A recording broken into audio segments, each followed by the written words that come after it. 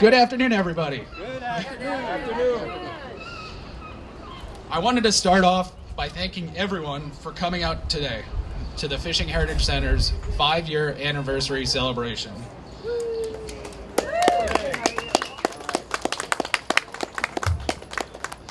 The last 5 years have been made possible by the support of so many people, many of which are here today.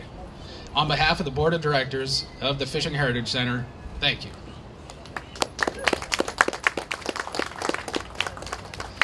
For those of you who don't know me, my name is Brendan Mitchell, and I'm the current chairman of the Board of Directors at the Fishing Heritage Center. Hey, Brendan.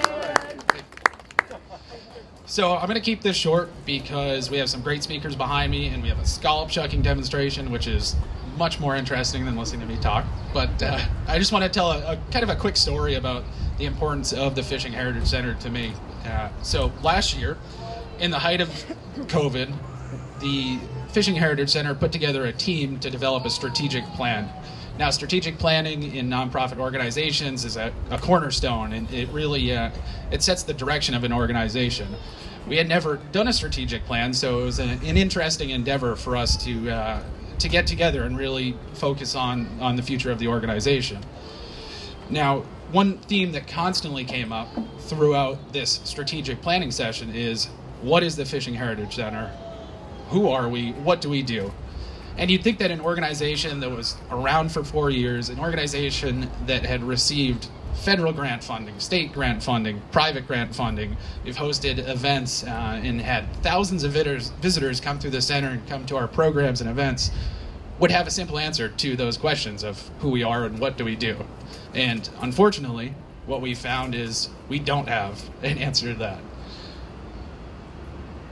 So what we did is we reached out to a whole bunch of industry members, and we reached out to our staff and our volunteers and collected everybody's answers. We really wanted to define what we were.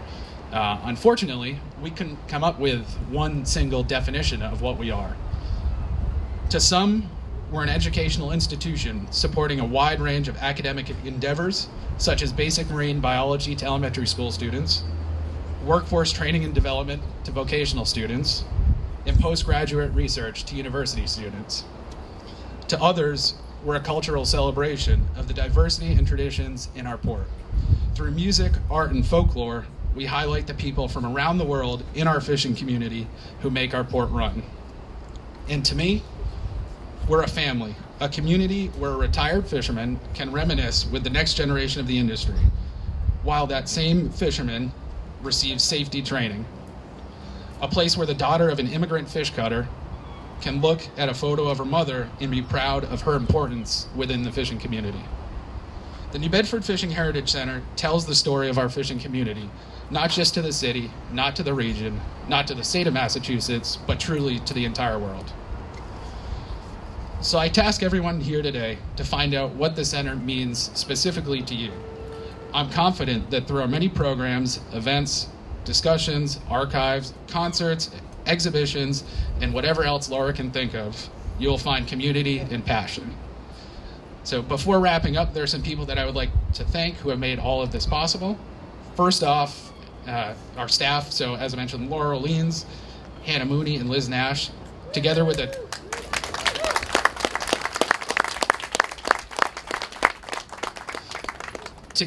team of dedicated volunteers who put in countless hours. They really keep the center afloat each and every day. So thank you to the staff and the volunteers.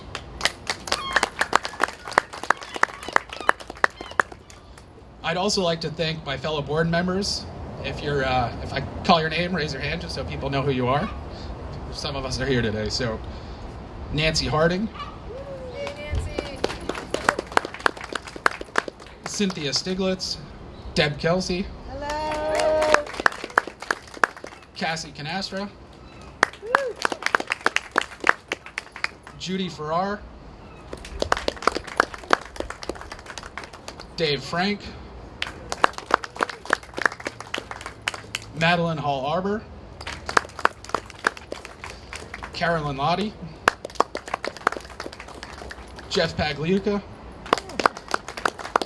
And Mike Pohl. Special thanks are also in order for our individual, corporate, and vessel supporters. In particular, I'd like to acknowledge the individual members who have supported at the benefactor and sustainer levels. Deb and Ron Schrader, James and Lucy Mooney, and Anthony and Susan Morris. For our corporate supporters, I'd like to acknowledge those who have given at the captain and mate level. At the captain level, we have Base, Lottie and Anderson, and Norpel. And at our mate level, we have Bay Coast Bank, Bristol County Savings Charitable Foundation, Crystal Ice Company, Farm Credit, and R.A. Mitchell and Company.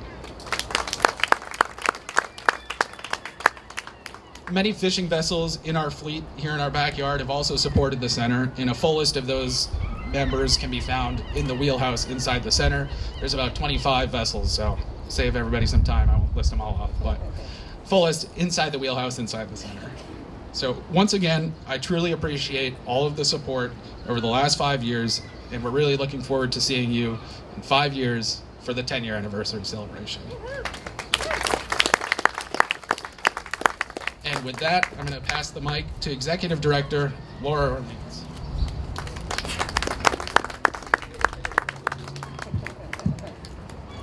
Thank you, Brendan. It's a little down. And thank you all for coming. So today we celebrate the 5th anniversary of New Bedford Fishing Heritage Center.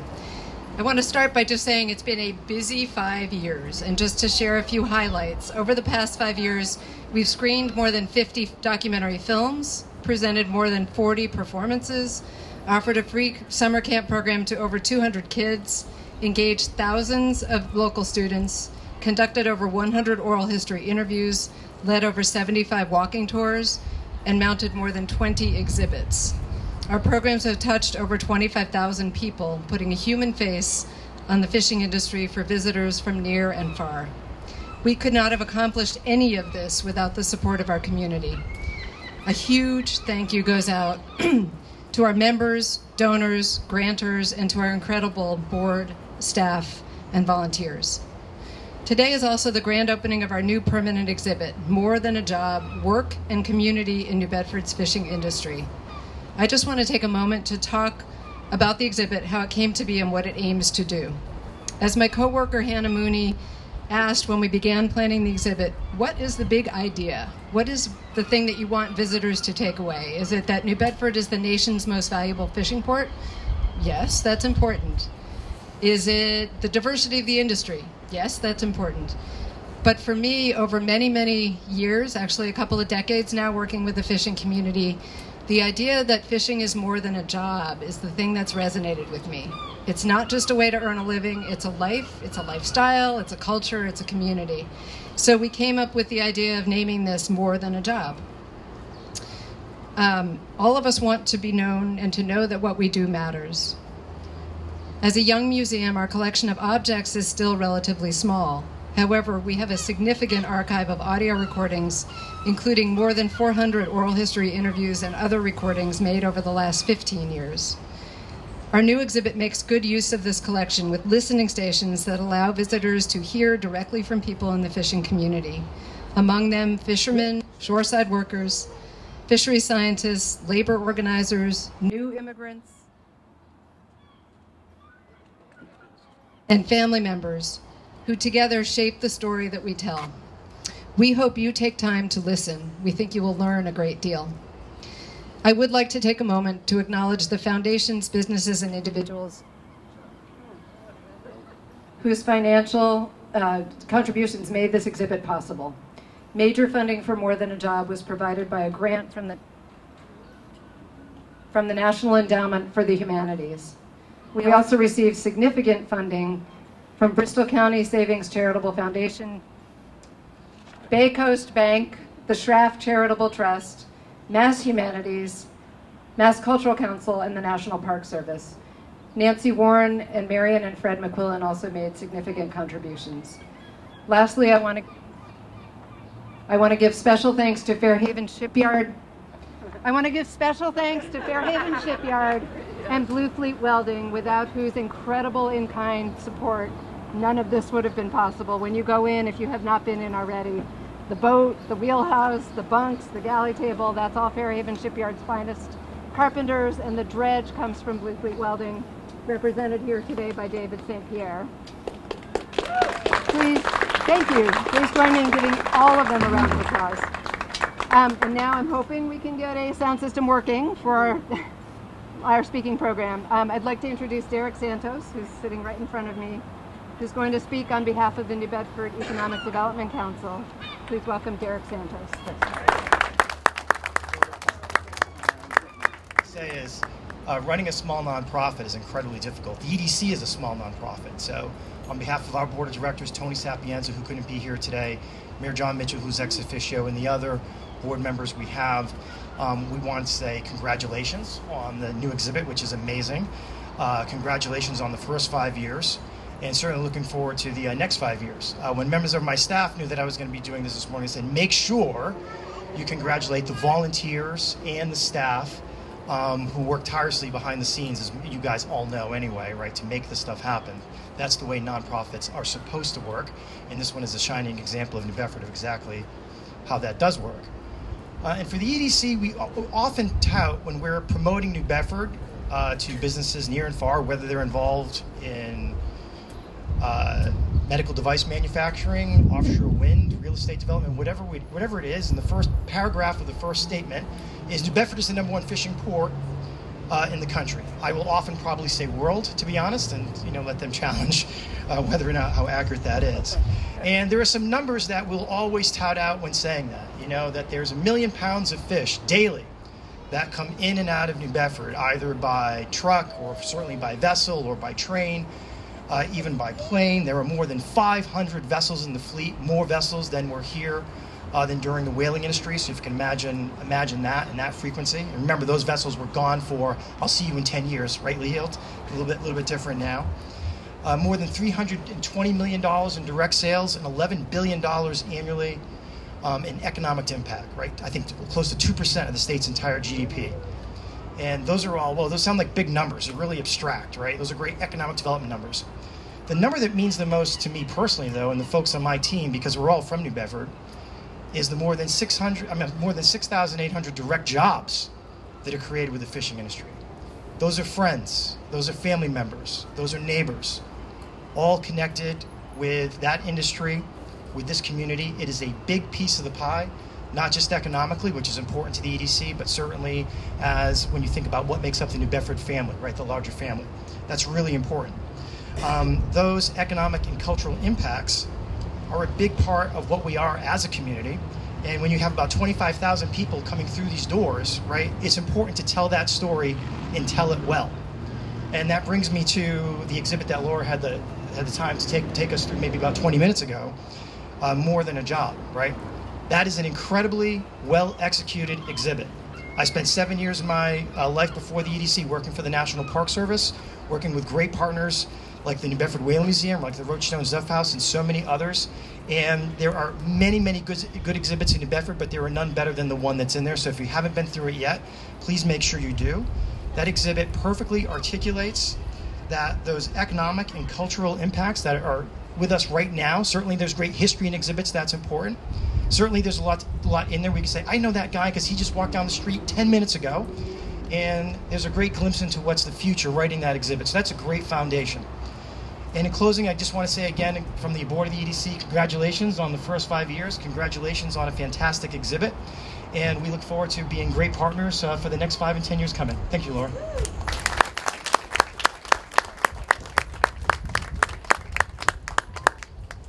Now I'd like to have you please join me in welcoming our State Representative Tony Cabral.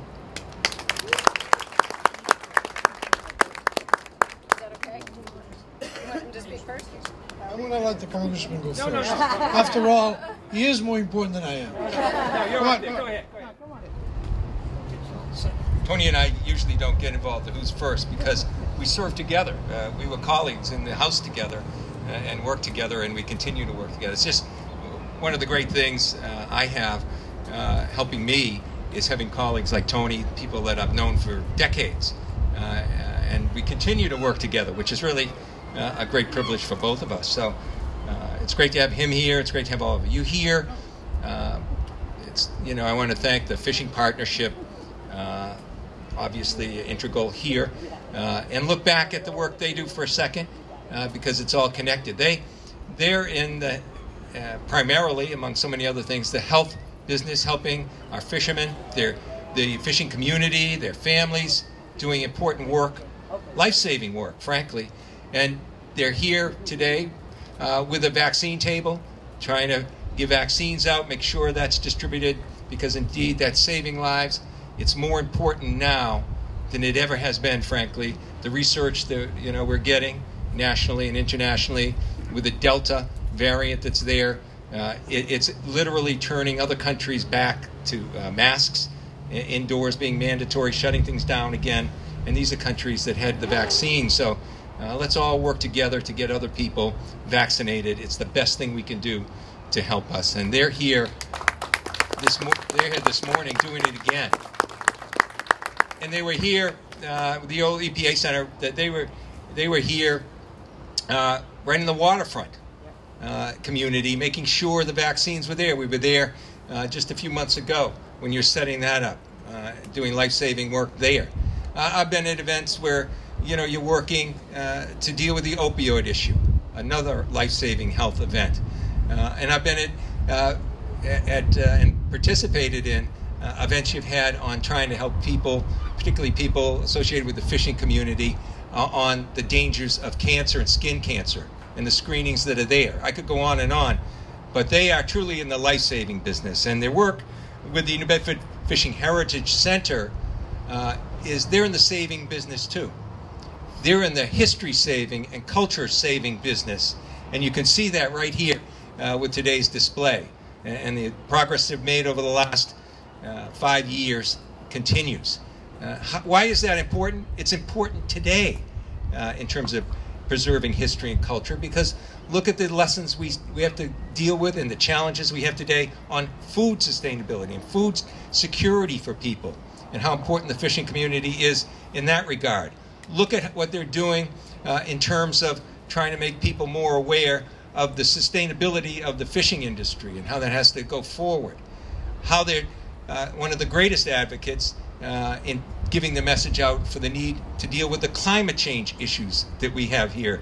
And if you look at the exhibits, they're going to show the value of having of the people that were immigrants coming to this country, whether they came from Portugal, whether they came from Nova Scotia in Canada, Guatemala. You'll see the pictures here that demonstrate that. So preserving that history, saving that history and culture not only is important so we can remember what happened before us and pay respect to the people that did so much to bring us to this point, but it's a living lesson for today and the challenges as well. So proud to be a part of this. This has been a particular area of interest for me here with the center. We've had, just in the last few years, over $400,000 in federal money to help sustain this, working with the private sector and the Commonwealth and doing these things. So important, and we'll continue to do that, a lot of it through the National Council on Humanities, but important work for all the things that I mentioned. Now, I'd like to, just in recognition of today and the 5 years of progress and the anniversary, which we're celebrating today, ask Laura Orleans, who one of my communities that I represent is named after. So I'd like to ask Laura Orleans, and also Tony, if you can come back in case there's a photo here. Yeah. We'd love to have you in it. They want to have one person representing New Bedford that has good hair. So that's Tony. It's not me. That's why they have hats to try and help the spread of skin cancer there too. So, my board chair. Oh, and the board chairs are going to join us too. Oh, Brent. Okay. All right. Well, here's the most coveted photo op. Thank you.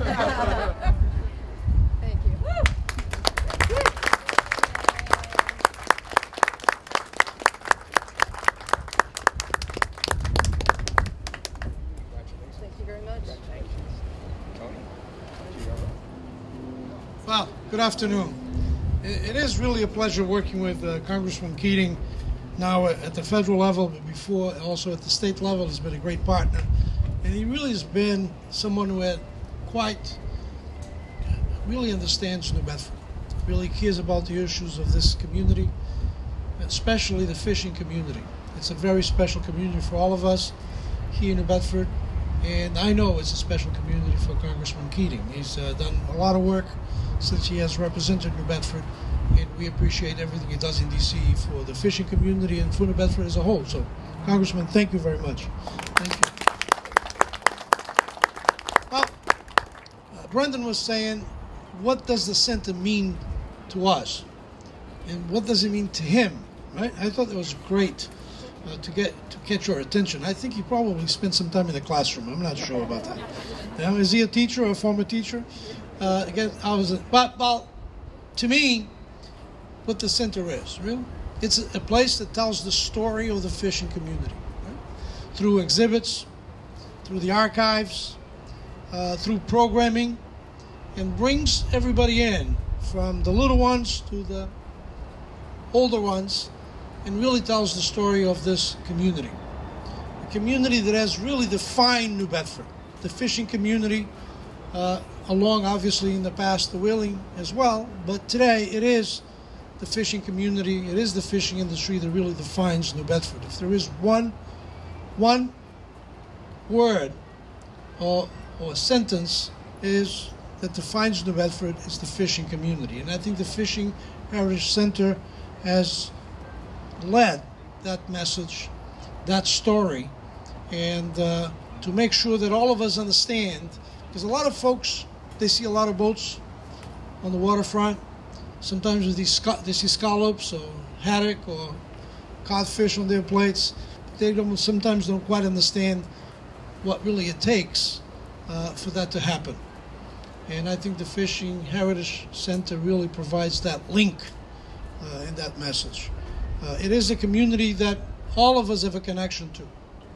You know, we were talking today about the pandemic and Congressman Keating about vaccination and all this stuff.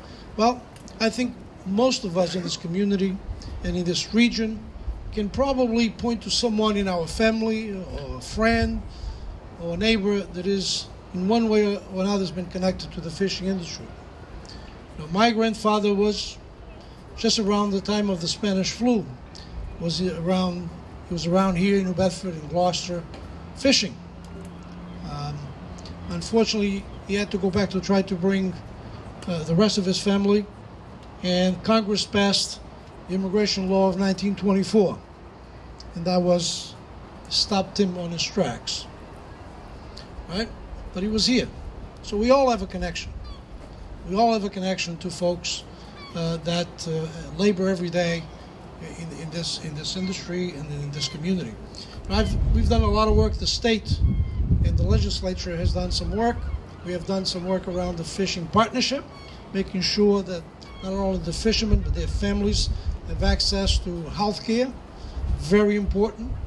And we continue working the fishing partnership. They've done also tremendous work in helping the fishing families in this community. I must tell you that it's been a fight, but I think we have secured for the next few years about $1 million every year for that mission. So congratulations, Laura and Brendan and the board of directors. 5 years with many challenges, with a pandemic in between, and they have succeeded and continue to tell that story. So for me and all those folks that I represent in New Bedford, if they all could be here today, they would be here. But I'm here in their place. And I want to tell you they are grateful to all the work that you do, to all the work that the center does, and to realize how important that this message is to all of us. You know, this community, as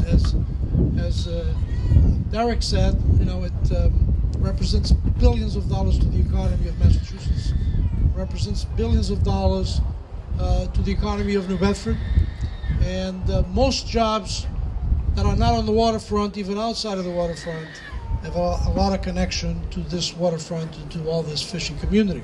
The folks that supply the boats, the folks that fix the nets, and you name it. That's really what New Bedford is about. So thank you again. Congratulations on these 5 years, and hope for the next 50. How about that? Thank you for the hat.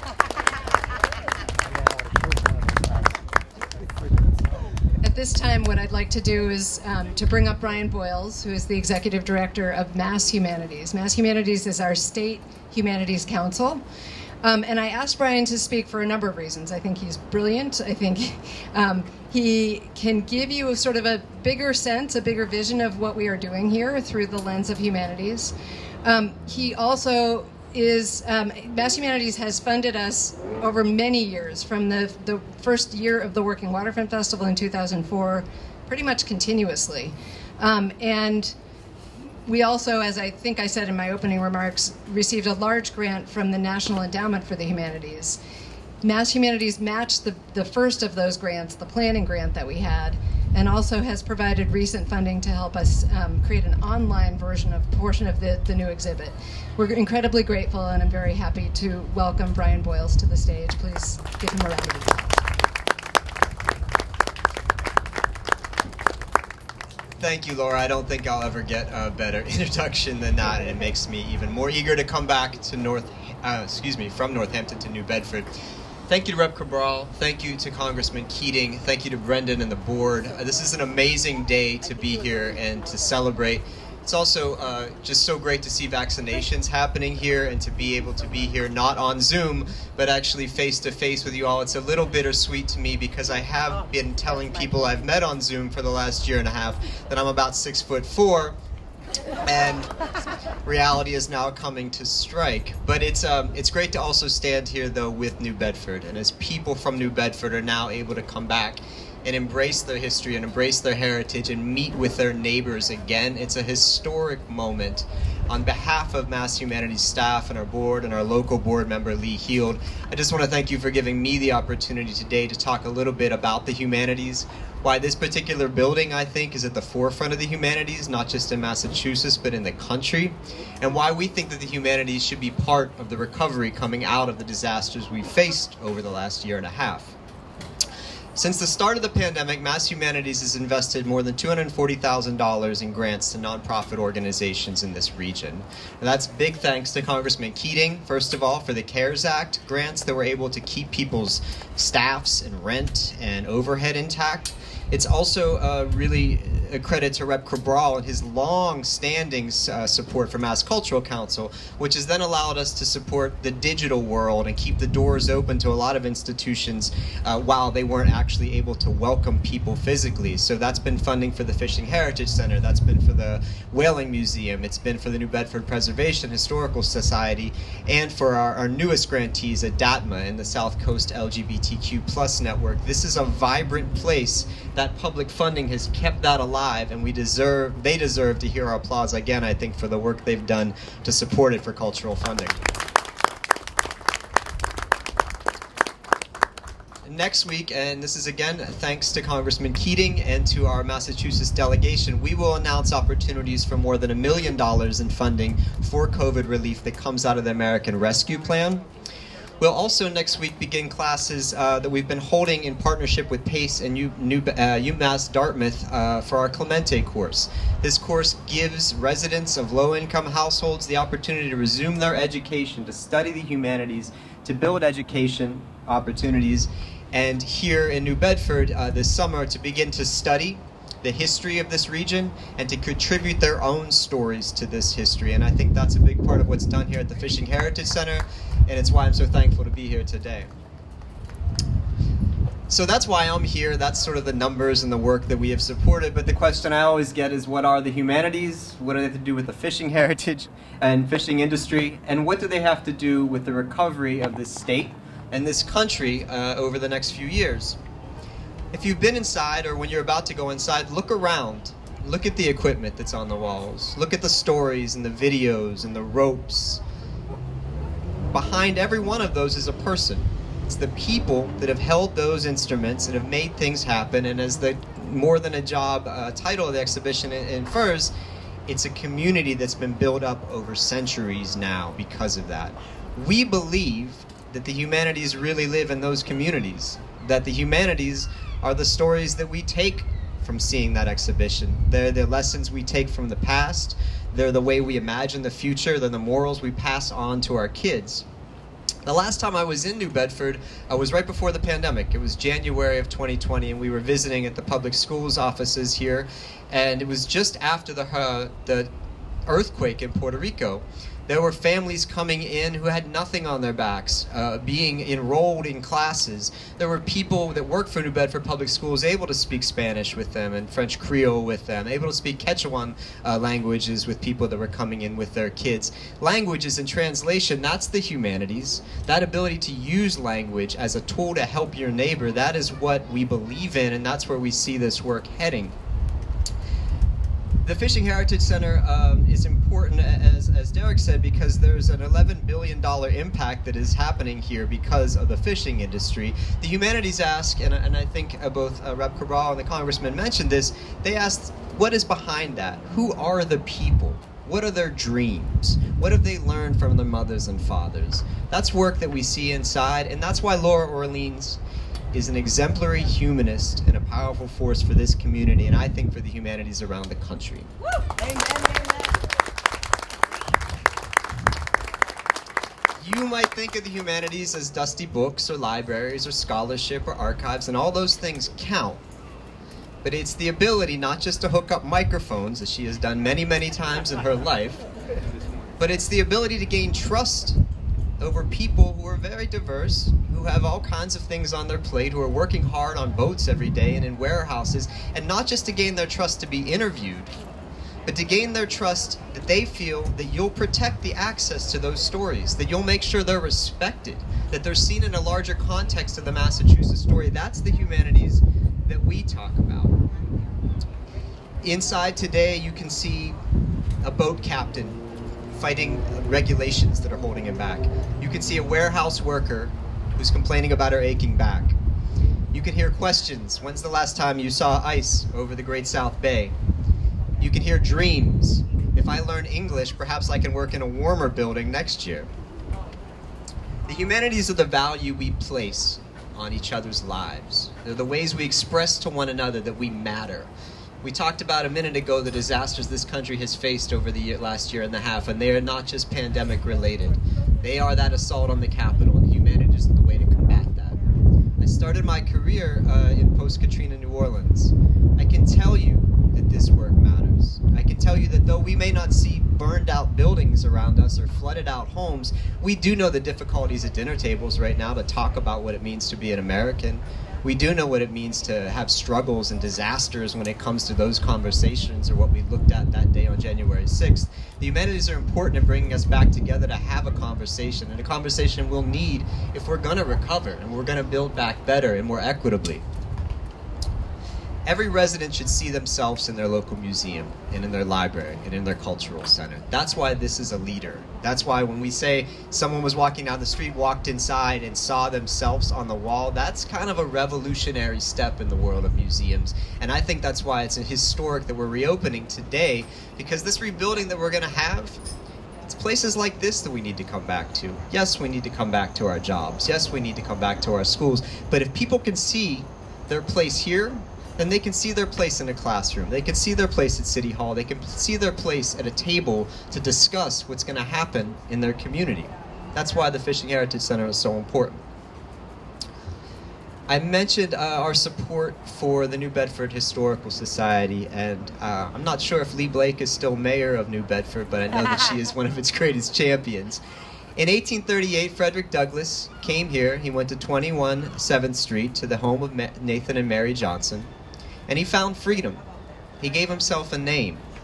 And then he went to the waterfront and he began to work. And in his famous narrative, he talks about the moment when he was actually first paid. He had escaped slavery, he had scars on his back, and he came to New Bedford, and he was actually able to get a job right on the waterfront, like many of you. He said, "It swelled my heart as I clasped this money, realizing that I had no master, that my hands were my own." You can see him in this exhibition. You can see people generation after generation, where they came here from Norway or they came here from Guatemala, where they have built up family businesses or they fled here fighting oppressive governments. You can see the humanities tease out the strands of the American dream. That dream is not about a big car, and it may not be about the jobs that used to be around, but it is about that connection, that line between Frederick Douglass and the seafood processor and you and me. That's what this does, and that's going to be really, really important as we try and weave this society back together after everything we've been through. Strengthening those ropes will pull us forward. That's the work of the humanities, that's the work of the Fishing Heritage Center, and I believe that'll be the work of the recovery. I want to thank Laura, thank her board, thank all of you for having me here today. Thank you for doing this work.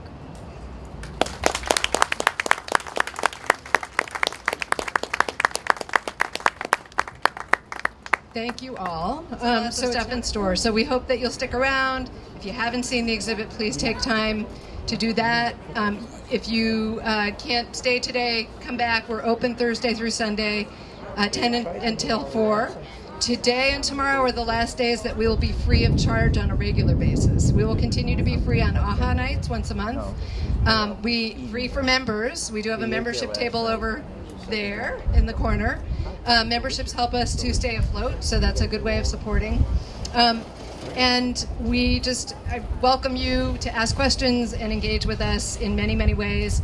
I will just note that on July 7th, we're going to have a sea shanty sing-along inside with the Johnson Girls, an all-female a cappella sea shanty group, and then they'll be performing on July 8th over in the National Park Garden.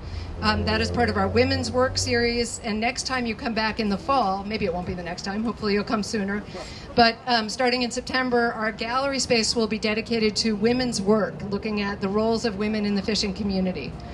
So we hope you'll come back for that, and thank you all for coming, and I'm going to leave it at that. Thanks to all of our speakers, Brian Boyles, Derek Santos, Tony Cabral, and Congressman Keating, and to all of you, and Brendan, of course. Thanks.